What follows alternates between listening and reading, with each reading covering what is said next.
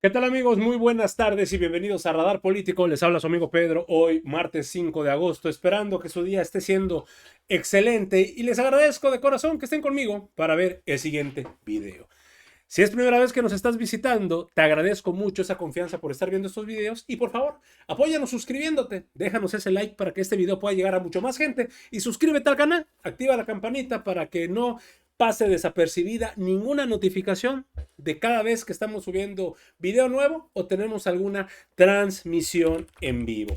Amigos, Arturo Ávila se presenta en una entrevista en Radio Fórmula y le da tremendo macanazo a todos los pluris. Y dice algo muy cierto. No se está buscando desaparecer la figura del pluri. Lo que se está buscando es una mejor gestión en donde el pueblo intervenga. Y eso, amigos, es realmente lo que está buscando la reforma electoral. Por ejemplo, a mí se me sorprende mucho que Jorge Romero ande ahorita diciendo que se están desviando las atenciones, y cambiar las reglas del juego.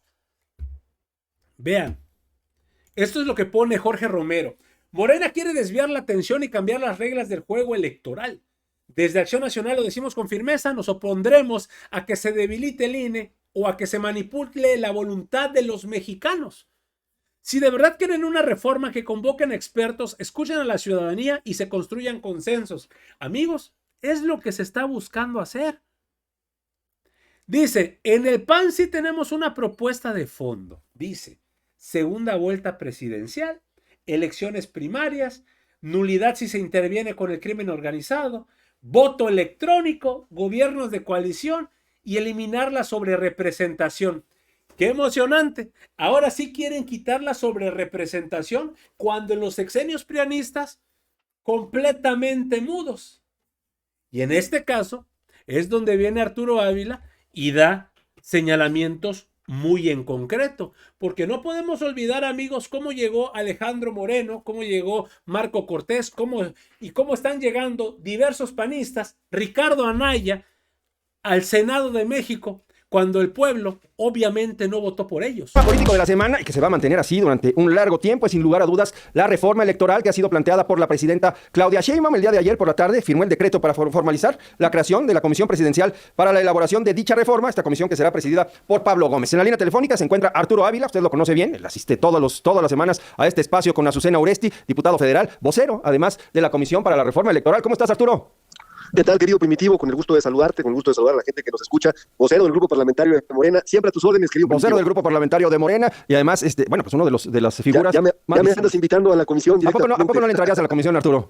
Sí, con todo gusto. La ¿No? verdad es que, a ver, es un tema de primera, Primitivo. Me parece que está en el interés de la gente de México, del pueblo de México. Ha habido un reclamo histórico por mejorar, sin duda, las instituciones electorales. No solamente eso, porque ciertas figuras que tú conoces muy bien, los eternos plurinominales, ¿no? Los Alitos Morenos, los Marcos Cortés, los Ricardo Anaya, y esta senadora que anda ahora de gira en las cadenas televisivas de ultraderecha, pues no se pongan en las listas, ¿no? Que por lo menos vayan a tierra para ver si tienen el respaldo popular, no tienen el Ese es respaldo un buen punto, popular de la Arturo. gente. Ese es un buen punto. Y seguramente tiene razón. Hay muchos personajes que se la pasan siendo plurinominales y esta figura, pues sí ha sido víctima, ha sido objeto de un abuso de las cúpulas de todos los partidos políticos. La verdad es que de todos los partidos políticos, porque tampoco Morena se salva. Pero ¿la solución es quitar los plurinominales o hay alguna manera de hacer que también se ensucien los zapatos? A ver, la solución es que haya una representación del pueblo de México. De hecho, es la democracia representativa. Sí, bueno. Entonces, los plurinominales nacen efectivamente con la idea de que, oye, ¿qué hacemos con aquellas personas que no ganaron la elección y que necesitamos que estén representando a su 30%, a su 40%, ¿no? Entonces, hay legislaciones, por ejemplo, en Yucatán, en la Ciudad de México, que ya contemplan esquemas, en el caso de la Ciudad de México, una lista B. Y esta lista B, por ejemplo, le da la posibilidad a los segundos lugares o a los mejores perdedores de participar como plurinominales, Sí. de acceder a una lista. Una lista C que a lo mejor determina o se determina en función de ciertas personas que forman parte de ciertos espacios de los partidos políticos. En Yucatán hay un esquema también similar que funciona de una forma interesante. Lo que estamos buscando en esencia es lo que nos reclama la gente allá afuera. Oye, es que Alito Moreno no lo queremos en Campeche. pues nos dejó completamente. Bueno, pero si a esas vas, pues hay muchos a los que no quieren. O sea, vamos, ese no es un tema, porque entonces estás personalizando la reforma. ¿De eso se trata? No, yo creo que no. Hay que ver, a lo mejor puedes salir a las calles y hay quien te diga, Andrés Manuel López Obrador fue horrible, y entonces por eso se va a excluir a su figura de la política. Yo creo que no. El caso es primitivo, que tengamos una representación de gente que sí camine, que sí vaya a territorio, que sí haga campaña, que sí responda a los intereses de la gente, del partido que sea, porque podrán decir lo que sea, pero los que estamos proponiendo ahorita la Comisión Presidencial para llevar a cabo una reforma electoral somos nosotros, no ellos. Ellos no lo hicieron durante mucho tiempo. Y en esa misma lógica, otro de los puntos relevantes que se van a analizar en esta Comisión Presidencial tiene que ver con el gasto excesivo que tenemos hoy de la democracia, ¿no? Nosotros sí pensamos que los partidos políticos tienen un presupuesto muy grande, que podría ser reducido, y que esa reducción presupuestal puede, sin duda, tener un impacto positivo en otras áreas que son prioritarias para la gente de México. ¿Cuánto es el presupuesto para los partidos? Tengo entendido que son como 7,000 millones de pesos, más o menos. Estamos hablando de casi 8,000 millones de pesos. ¿Para qué te alcanza? ¿No? O sea, en el universo de un presupuesto federal, 7,000 millones es muy poquito. ¿Qué cambiaría? No, te alcanza para hacer hospitales, te alcanza para hacer centros de salud, te alcanza para tener mayor cobertura con los programas de bienestar, te alcanza para mayores pensiones para adultas y para adultos mayores, te alcanza para otorgar mayores becas Rita Cetina para los jóvenes de preparatoria y secundaria. Es decir, sí tiene un alcance significativo que puede favorecer en donde la gente ha sentido que ha tenido un beneficio directo en programas de infraestructura. Es decir, sí se puede. A ver, ¿qué prefieres tú? ¿Que nos vayamos a programas sociales, a infraestructura, a hospitales? Mira, yo prefiero todo, pero también me parece que debe haber una representación. O que se lo lleven en sueldos de 200. Eso sí, por supuesto que no. Eso es muy fácil. Yo quisiera que los partidos no tuvieran ni un peso de recurso público. Oye, pero no solamente es eso. Si tú haces un análisis del comparativo por voto, comparado con países como Estados Unidos, con Brasil y con otras democracias en el mundo, México es uno de los países que tiene el presupuesto o uno de los presupuestos más caros los Estados Unidos se permite el financiamiento privado. Entonces, permitamos el financiamiento privado a los partidos políticos. Hay límites en México para el financiamiento privado. Pero la comparación con Estados Unidos creo que está fuera de lugar, Arturo. No, porque estoy tomando en consideración lo que cuesta el voto incluyendo el financiamiento privado. Entonces, sí tenemos una democracia cara, sobre todo si utilizamos indicadores de gestión en poblaciones de 100,000 habitantes por cada uno de los votos. ¿Pero es cara o es lo que debemos de tener? Porque ya vimos la elección. La elección judicial fue un desastre, honestamente. Y en parte porque no había dinero suficiente para instalar suficientes casillas electorales, por ejemplo. No, primitivo, no fue un desastre. Yo te diría que hoy estamos muy contentas y muy contentos de tener un presidente de la Suprema Corte de Pueblos Originarios. Que haya sido un buen proceso. Estuvo lleno de irregularidades que no se solventaron. Logísticamente fue un caos. Se puede mejorar. Fue la primera experiencia que tuvimos en el tema de la reforma judicial. Pero a ver, volviendo al tema de la reforma electoral, yo sí te diría que estamos tratando de quitar estos privilegios. Porque mira, en los años 90, cuando viene toda esta ola de estos personajes que crearon los institutos autónomos para llevar a cabo las elecciones, se decía, y quizás se decía con cierta razón, que no importaba lo que costara la democracia, porque veníamos de un régimen totalmente autoritario, en donde no existía la democracia y había un partido único. Y tú te acordarás que esta era la narrativa. No importa cuánto nos cueste, la democracia la tenemos que tener en nuestro país. Y bueno, pues hacía cierta lógica. El problema es que hoy que tenemos ya un sistema democrático maduro con participación directa de la gente, del pueblo de México, pues hubo muchos privilegios que se generaron al interior, no solamente de los partidos políticos, del Instituto Electoral, con sueldos, con viajes, con sueldos gigantes, con espacios que no tenían ninguna razón de ser, con una estructura electoral en los estados de la República, muchas veces duplicando funciones a través de los soples, etcétera. Un montón de consideraciones que hacen caro el sistema democrático, ¿no? Entonces, para ver, ¿cuál es el tema? Y voy a regresarme 2 pasos, primitivo. El tema es que la Comisión Presidencial lo que busca justamente es eso, un debate previo al proceso legislativo. Y eso me parece que es lo más plausible que podemos tener. O sea, lo que está haciendo la presidenta es decir, a ver, vamos a formar un grupo interdisciplinario con la participación de varias áreas del gobierno federal y a quien queramos invitar, lo preside ella como titular del Ejecutivo. Y lo que estamos haciendo es hacer un análisis, estudios, planeación, foros abiertos para que la iniciativa de ley previo al envío a la Cámara de Diputados o a la Cámara de Senadores, quien determinen que va a ser la Cámara de origen, tenga ya una elaboración que esté basada en la opinión de expertos, de mexicanas, de mexicanos, y que entonces el debate legislativo esté enriquecido, ¿no? A mí me sorprende ver, primitivo, ahora los comentócratas y a la oposición criticando hasta la comisión. Oye, pues nada les gusta. Hay un cuestionamiento sobre la comisión.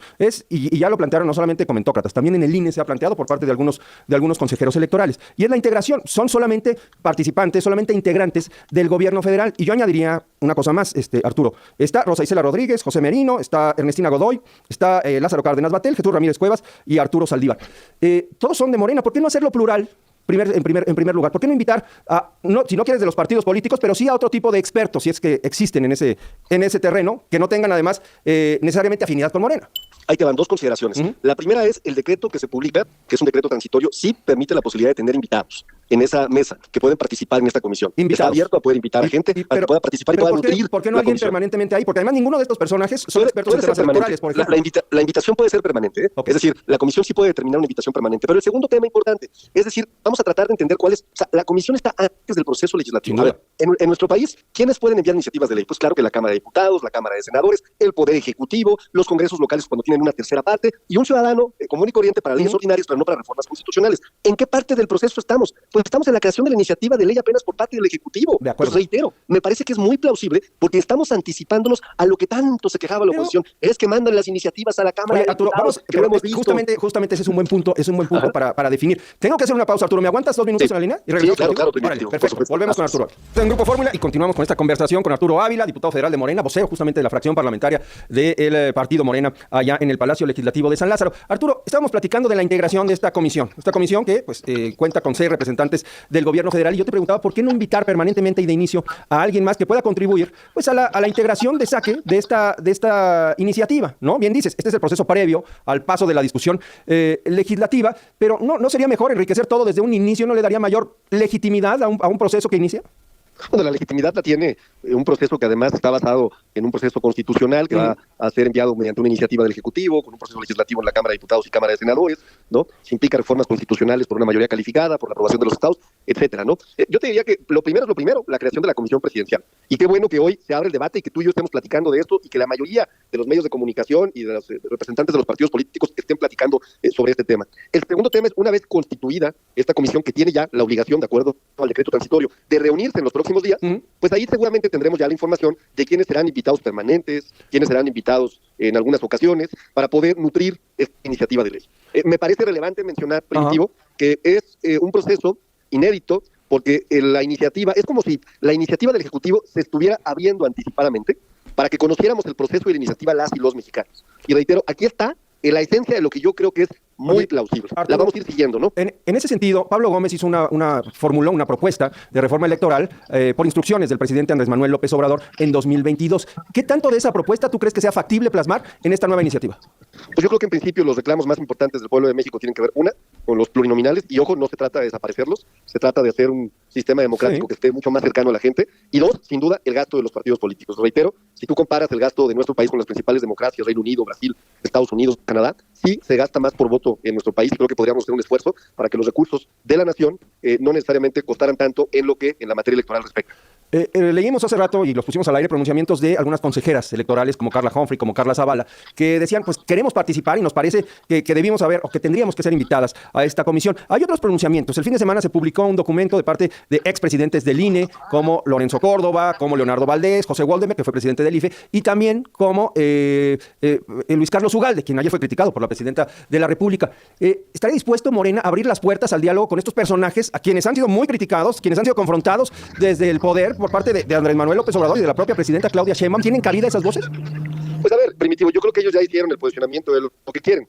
Y lo que yo leí lo podría resumir en que pues no quieren que se pierdan los privilegios que hoy tienen los institutos electorales, ¿no? El segundo tema importante que yo vi ahí es que todo lo que tenga que ver con el voto directo de la gente les espanta muchísimo, ¿no? Me sorprende ver a estos personajes. ¿Te refieres a elegir por voto directo a los consejeros electorales? No, me refiero a que ya desde el posicionamiento que hicieron, si tú ves uno de los numerales que ellos establecen, dicen que en el caso de los consejeros electorales tendrían que estar basados sí en el conocimiento técnico, sí en la experiencia, sí en el currículum que tienen, y agregan una frase que dice, y no en el voto directo de la gente, ¿no? A mí me sorprendió mucho ver algo así, ¿no? Porque entonces... ¿Pero por qué? ¿Tú crees que deben ser electos por voto directo? No es que yo crea eso, me parece que descalificar la posibilidad... ¿Pero tú crees que sí deben ser? Yo quiero saber tú qué piensas. Yo creo que debe de haber un debate sobre el particular, que debe de haber expertos que digan pros y contras, que debe de haber, sin duda, opiniones diversas, y a partir de esa opinión diversa, formar un criterio especializado que nos pueda llevar a tomar la mejor determinación. Pero de saque primitivo decir, no debe haber voto directo de quienes se presumen demócratas, pues bueno, pero a ver, fuera del lugar. Pero pues es tan respetable como la postura de quienes digan que sí tiene que haber voto directo, ¿no? Descalificarlo de saque también estás contradiciendo tu propio dicho. No estoy descalificando. ¿Lo estás descalificando, Arturo? No, de hecho, Primitivo, y además lo descalificas por venir de quien viene. Ese es el tema. Estoy siendo bastante moderado, fíjate la diferencia. No. A ver, tú dices, ellos tienen miedo. No, a ver, déjame terminar la idea, pues, déjame terminar la idea. Mira, ahí te va. Lo que yo te quiero decir es, yo estoy diciendo, juntemos opiniones, abramos el debate, mientras ellos ya hacen una afirmación concreta, de qué debe ser y qué no debe ser. Me parece, querido Primitivo, que sí son posiciones completamente distintas. La mía es mesurada, moderada, abierta a la participación. La de ellos es un posicionamiento derecho, ya estableciendo criterios formales. ¿Cuál es la diferencia entre tener una postura de decir no deben ser seleccionados por el voto directo y una postura que dice deben desaparecer las plurinominales? O debe de reducirse el costo de la democracia. Pues son posturas previas que se tienen que discutir. Es una postura de élite democrática, de 22 personas que piensan que saben lo que quiere la gente. O sea, no, eso lo estás diciendo tú. No, ellos no dijeron que eso quiere la gente. ¿Dónde dijeron que eso es lo que quiere la gente? Y yo no lo estoy diciendo, pero yo no vi en ninguna parte del documento dice que eso es lo que está pidiendo el pueblo. Por eso estamos abriendo una comisión presidencial. Pues por eso, entonces no hay que partir de que unas ideas son más respetables que otras. Es que hay gente Primitivo, hay gente que quisiera que un personaje como Luis Carlos Ugalde, que por cierto, a muchos ya se les olvidó, pero fue quien permitió que Felipe Calderón se robara la elección. Ese sí es un tema, porque nunca los abogados de ese momento del PLD... No, perdóname, nunca se comprobó el fraude, perdóname, tuvieron ustedes, pero tú no, porque tú no pertenecías a la izquierda. Yo cubrí esa elección y nadie, nunca lograron presentar las pruebas. Por favor, a ver, si se hubieran abierto las casillas, como lo pedimos, el voto por voto, te garantizo que hoy tenían que justificarlo, Arturo, y la verdad es que no lo hicieron. Y tiene que traer una autocrítica. Esa elección tuvo muchas cuestiones. Pudo haber tenido una campaña negra, lo que quieras. Pero en el punto del fraude nunca lo pudieron justificar. Esa es la verdad. El día que tú quieras y me invites allí contigo, te llevo todos los elementos para demostrar que hubo fraude electoral, que se robaron la elección, que Felipe Calderón, para legitimarse, creó esta guerra fantasiosa contra el narcotráfico. Eso ya es otra cosa. Eso ya es otra cosa. Pero nos estamos perdiendo del tema.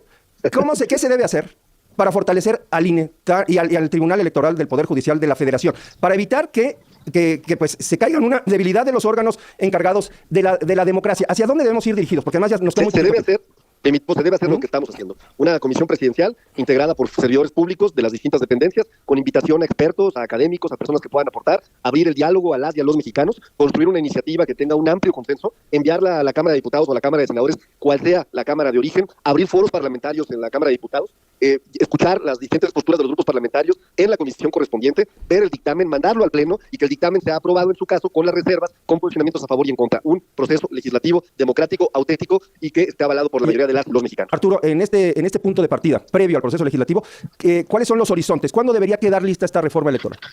Bueno, a ver, lo que está planteando son tiempos, el propio decreto que se publicó. Yo creo que una vez que concluyan los trabajos de esta comisión, inmediatamente será enviada la iniciativa a la Cámara de Diputados y en el periodo ordinario que inicia el 1 de septiembre, estoy seguro que estaremos discutiéndolo dentro de la comisión correspondiente y si es posible y se puede, pues llevándola al Pleno para ser aprobada. Muy bien, pues así están las cosas. Este es el punto de partida y me parece que hay que dar un seguimiento muy puntual al trabajo de la comisión y a los foros que se puedan abrir, a la encuesta que manifestó ayer la Presidenta de la República y desde luego a todo el trabajo legislativo. Arturo, como siempre, muchas gracias. Te mando un abrazo.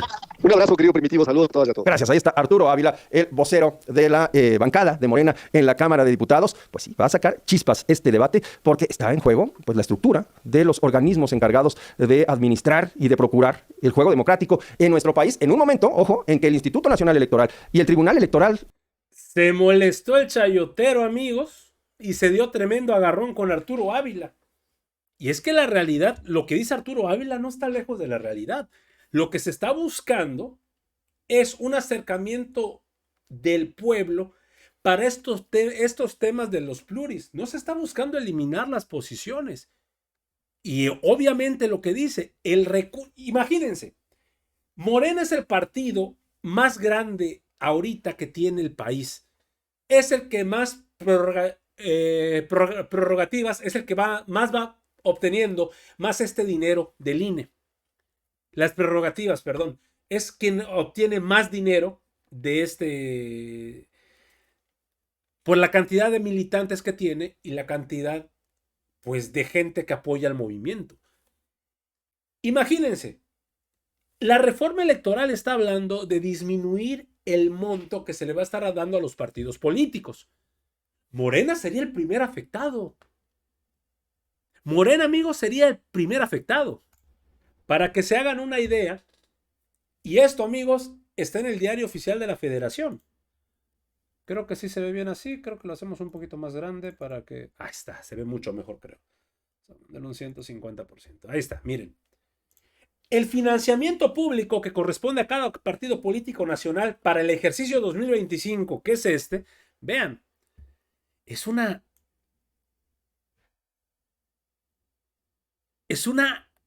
exageración. Realmente es algo que dices, no es posible. Entre todos los partidos van 7.354.266.504 pesos. No se ve bien, vamos a jalarlo un poquito para que vean la tremenda atrocidad. Para el Partido Acción Nacional, voy a hacer un poco más pequeño acá para que se pueda ver, ahí está. Para el Partido Acción Nacional, vean, 1.233.624.330 pesos. Imagínense.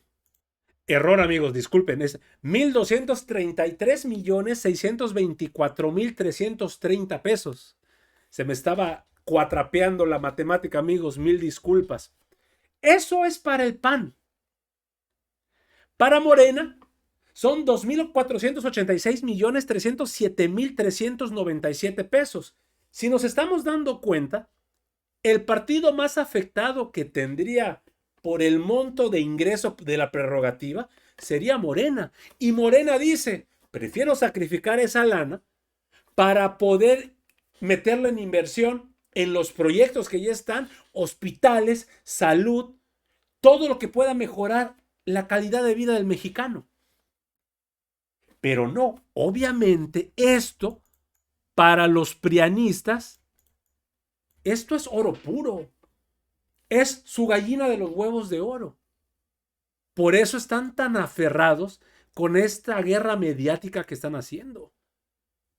Porque no les conviene una reforma electoral. No les conviene porque hay disminución de recursos y sobre todo una nueva manera de elegir a los pluris donde el pueblo elija.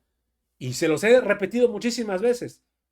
Yo creo que ningún mexicano cuerdo diría: yo voto por Ricardo Anaya, yo voto por Alejandro Moreno, yo voto por Jorge Romero, yo voto por Lili Telles, yo voto por Xochitl Gálvez, yo voto por Kenia López Rabadán.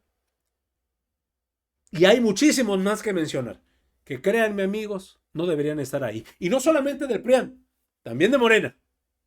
Porque eso va a cambiar por completo la jugada dentro del partido. Y eso puede generar ciertas fracturas dentro de la 4T, amigos. Hasta aquí la información al momento. Espero que haya sido de tu agrado. Si te gusta este contenido y te gustan estos videos, apóyanos suscribiéndote y regalándonos ese poderosísimo like. Yo soy Pedro para Radar Político y te agradezco el tiempo que me regalaste para ver este video y nos estamos viendo en una nueva transmisión. Recuerden, amigos, seguimos evolucionando junto a la 4T. Que sigas teniendo un excelente día.